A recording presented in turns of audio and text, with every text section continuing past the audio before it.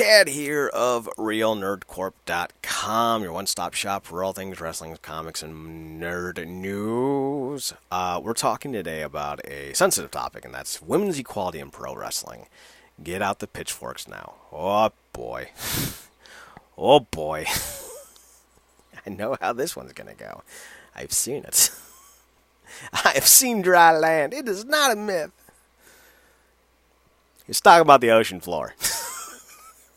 Fucking water world. So, a conversation has popped up again. Thanks to the likes of David Bixapen and Sean Ross Sapp and other shills in the wrestling world, who are once again advocating for New Japan to finally bring women into their roster.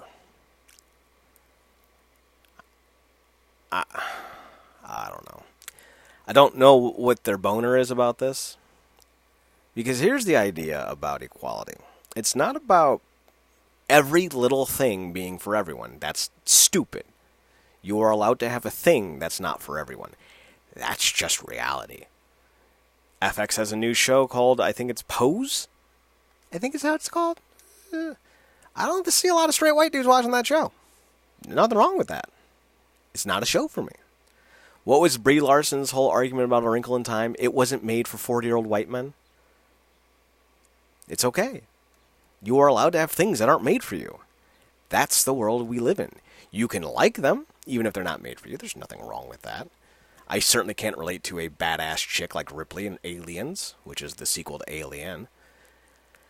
But I certainly liked it. I loved the whole "get away from her, you bitch" line. That was great. And then Newt. Who didn't love Newt? They mostly come at night. Mostly. I love that. Fucking love that movie. Game over, man. Game over. R.I.P. Bill Pullman. R.I.P. Was that Bill Pullman or Bill Paxton? God damn it. I'm sure someone will correct me. The idea, though, that we're going to be touching on today is the quote-unquote need for New Japan to do this. And we're going to tear this Band-Aid off fast. There is no need. New Japan does not, and should not, incorporate a women's roster into the promotion. And here's why. While they are expanding globally, the WWE is a quote-unquote global brand, but 90% of their shows are still in the United States.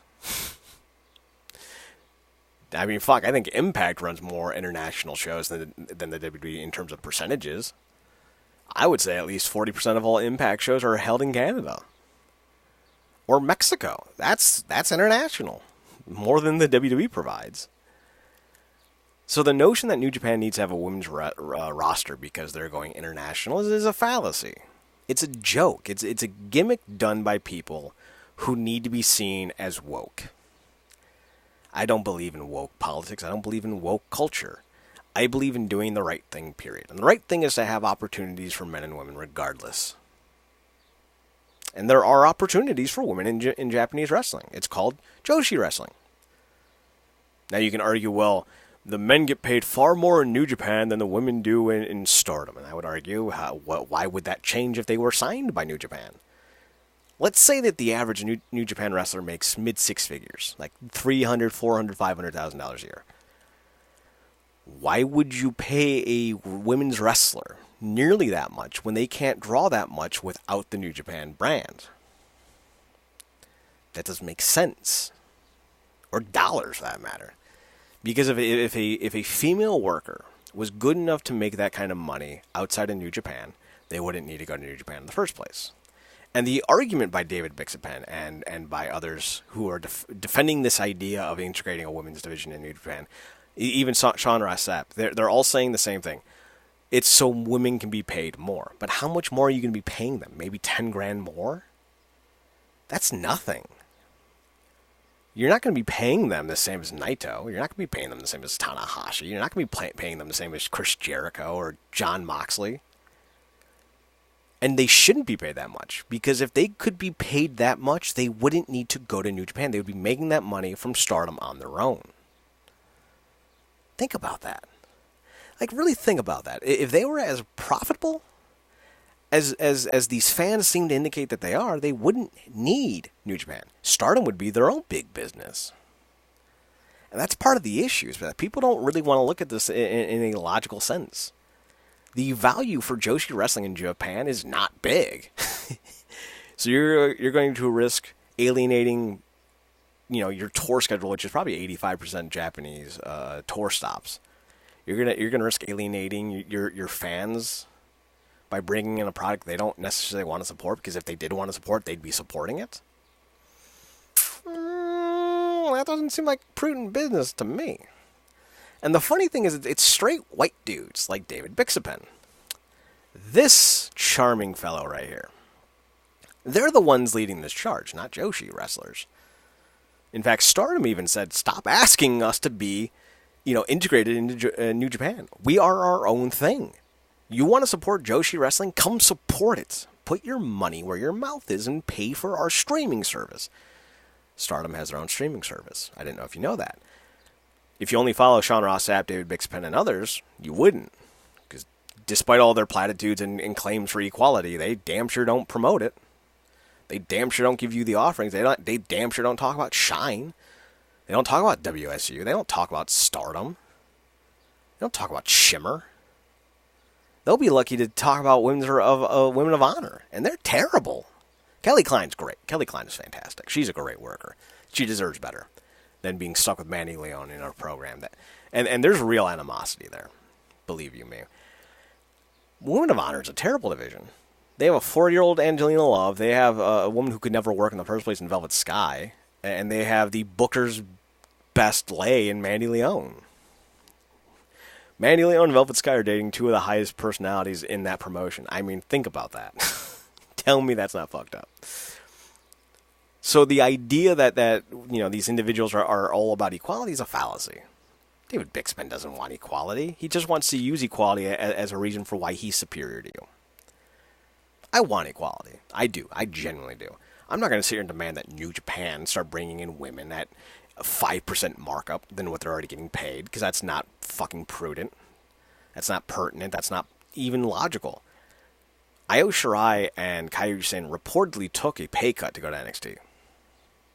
Which isn't that shocking, because everyone takes a pay cut to go to NXT.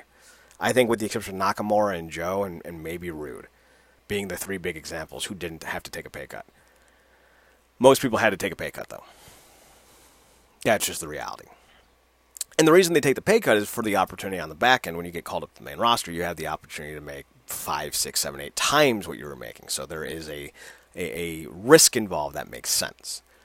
But there's no guarantee that if you go to New Japan from Stardom that you're going to have any type of success in New Japan. You can have all the belts put on you. That doesn't mean you're profitable. It doesn't mean people are paying to see you. It doesn't mean people are paying for your merchandise. It doesn't mean people are tuning in for your interviews or following you on your TV shows. So what's the point? So people like Bixapen and Sean Ross Sapp, the argument is that they want women to make more money, so that's why they should go to New Japan. What they're not telling you is this would eventually turn into a 1980s North American situation where Vince McMahon signs Roddy Piper from Jim Crockett, signs Hulk Hogan from AWA, poaches all the best talent from all of the local areas because he can afford to pay them more. And then those local areas die up, making sure that the ability to make a great living in those areas goes away. That's what happens. I know the current argument in today's wrestling culture is, oh, it's so fascinating to watch all these guys go to the WWE and just seeing the next guy step up and rejuvenate the market. That's not what happens. If you're in an area, and unless you're supporting a brand, like I believe AAW is a brand at this point. Impact's a brand. Ring of Honor's a brand. WWE's a brand. Unless you're supporting a brand wrestling promotion, the talent matters. The talent really does matter. And even then, the talent still matters. Just look at how the WWE are using their talent. They've killed the idea of their talent. They absolutely killed it. So many great talents have been wasted and now have a negative aura around them. And it's hurting their ratings. It's hurting their attendance. It's hurting everything. Everyone keeps saying, well, the WWE's fine. The pay-per-view model's dead because WWE's doing so well. The streaming service is doing terribly. They've lost 1 million subscribers in a year. So that's not true. So if New Japan were to just pick the top 10 best women's wrestlers in Japan, all that's going to do is kill Stardom. It's going to kill. I'm trying to think of other Joshi promotions. I think Ice is one of them. it's going to kill those markets. It's going to kill those brands. It's going to kill those shows. And if you kill Stardom, if you kill, what is it? Let me just Google this real fast. Ice Ribbon, that's what it is. Ice Ribbon. If you kill Ice Ribbon, if you kill Stardom, if you take their top talents, you're not bettering women's wrestling. You're hurting it, because let's say you take 10 from Stardom and 5 from Ice Ribbon. Let's say there's 45 other wrestlers then. Those 45 other wrestlers can no longer make the same kind of money that they were making, because now they don't have the same type of draws ahead of them. And now they have to close because they're not making as much money, or they have to reduce the roster size or start paying less. Either way, you're going to be hurting the women's market in wrestling. So that means that Joshi promotions will start closing their doors. That means there's less opportunity for women. That means there's more infighting, backstabbing, and conniving in the women's division in New Japan, because they're all fighting to keep their jobs. When you create a marketplace where there is a staunch and obvious monopoly, all you end up causing is infighting. You create an unhealthy working experience. The WWE still has that, and they have competition. They have promotions who can pay their talent well. And WWE still has a toxic work environment because of the practices in which they practiced and taught in the late 80s or in the early 90s. That same kind of backstabbing is still going on. All New Japan would be doing by signing these women's wrestlers is creating that same kind of atmosphere for the Joshi wrestlers in Japan. So if you really want to, talk about equality, don't talk about New Japan getting a women's division. Support the women promotions in Japan. Do it. Write articles about them. Do talent spotlights. Bring up YouTube videos, showcasing some of the better matches. Interview English-speaking wrestlers on your podcasts. Because all you're doing right now is justifying why women's wrestling will never be taken seriously, because the only way people like David Bixapan and Sean Ross Sapp will ever give them acknowledgement is if they were signed by New Japan, or if they were signed by the WWE. They're not covering Shine. Are you kidding me? They care about as much as equality as they care about your opinion. They're here to make money off of the idea of woke culture. The idea that being progressive is financially successful. And being progressive in today's day and age is financially successful. And I'm saying this as a progressive. I don't hide that fact. I register blue. That doesn't mean I agree with everything. I never agree with everything. My best friends I disagree with. I would disagree with God if given the opportunity. I'm not going to sit here and play pretend. That's not what I'm about. I'm not going to sit here and promote a certain idealism just to gain viewers. I'm not about that. I'm about being as honest as I can be, even if it's unpopular. And that's why I'm making this video, because I think people like Bixapen, people like Sean Ross Sapp, people who promote the idea of New Japan having a women's division for the sake of them having a women's division because it's 2019 and there's quote-unquote no reason not to, it's a fallacy. It's 2019. There's no reason why you shouldn't be supporting women's wrestling. And there is women's wrestling in Japan. You don't need the New Japan gimmick to support women's wrestling. And if you do, if that's all you're worried about, then you're not worried about women's wrestling. You're worried about the idea. You're worried about the optics. And that's all you're worried about. And that's disingenuous, and you're full of shit. So either support Stardom, support Ice Ribbon, support Joshi Wrestling, or shut the fuck up about it. There is no double standard here. You're either on board or you're not. Now, you don't need to support Joshi Wrestling. You don't need to support New Japan. You don't need to support WWE. You don't need to support Impact. You don't need to support Ring of Honor. You don't need to support anyone. You are allowed your individual tastes, and there's no shame in that. The shame comes when you don't support it, and then you advocate for it. Because that is a fucking fallacy. I don't watch Stardom. I don't watch Ice Ribbon. I don't. I'm also not going to sit here and blame New Japan for not supporting them or for not bringing them on their shows, because they don't need to. They shouldn't have to. If fans cared as much about women's wrestling as they claim they did, they would be watching these shows, and they would be able to have their own New Japan-esque dome show appearances. But they don't. So instead of supporting women's wrestling, they want to prop it up as a gimmick, as a sideshow, and place it into the New Japan bubble just so that they could have the moment, instead of helping actually build a viable women's promotion. That's the reason why most companies have a women's division, by the way, folks. It's because wrestling fans don't support women. So bigger companies that cater to men with men have to pick up the slack for them. If there was a company called Knockouts Wrestling that could bring in, 3,000-4,000 people for big shows, that could do a weekly rating, that could bring in millions of YouTube subscribers, they wouldn't need to have them on Impact. If the WWE had their own secondary women's promotion that was actually doing well, they wouldn't need to have them on the main roster. There's nothing wrong with having a men's division and a women's division. There's nothing wrong with having a men's company and a women's company. We know that the NBA does not need the women. We see it every year. The NBA is strong. And no one's talking about how Candace Parker needs to be on an NBA roster because, one, Candace Parker playing against a bunch of dudes would go badly, I think. She's a talented player. Could beat most average Joes in a basketball, I was about to say match, in a basketball game in 5 minutes. But we're not talking about average Joes. We're talking about the male equivalency of her talent level, which is pretty high. They have their own promotion. They have their own league. Say what you will about the WNBA. This is not a conversation about the WNBA. But they have their own league for a reason. And just like with the WNBA, if you started poaching the best women off the WNBA rosters to play a quarter of the NBA games, or a quarter within the NBA games, all you're going to be doing is limiting the number of women who would be hired to play basketball, number one. And two, you'd be showing that there's a stark difference between talent level between the men and the women. You would make the women look bad by proxy by trying to, quote-unquote, help them, because you're saying, one, that they can't do it on their own, and two, they would be compared to the men. And who's that helping? I don't care if you want to live in a world where you believe that female wrestlers and male wrestlers are just as good as one another. That's fine. You can do that. I may not even disagree with you.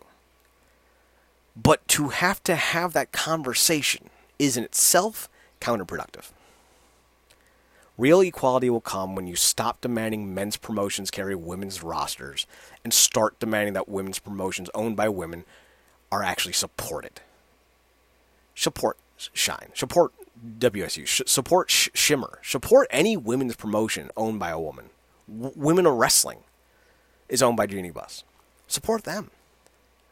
If you show up and you actually support women's promotions, this argument will die because it's irrelevant. You don't need to have WWE have a women's roster because women's wrestling is pulling in 10,000 people a show. But until we get to that point, when someone like women's wrestling or Stardom or whoever is actually starting to bank in a lot of viewers and a lot of merchandise and a lot of revenue, this conversation will keep coming up because people are arguing for the wrong thing. They think just integrating is the way to go, and it's not. It's just flat-out support. You don't need to wait for New Japan to bring on a women's division for you to support women's wrestling in Japan. And if you think that, you are truly the problem. That's all I got for you guys today. Thanks for tuning in. We will be on tonight later, 9 o'clock. We're talking Swamp Thing and the newest Batwoman trailer. We're also talking the return of the JSA, iZombie.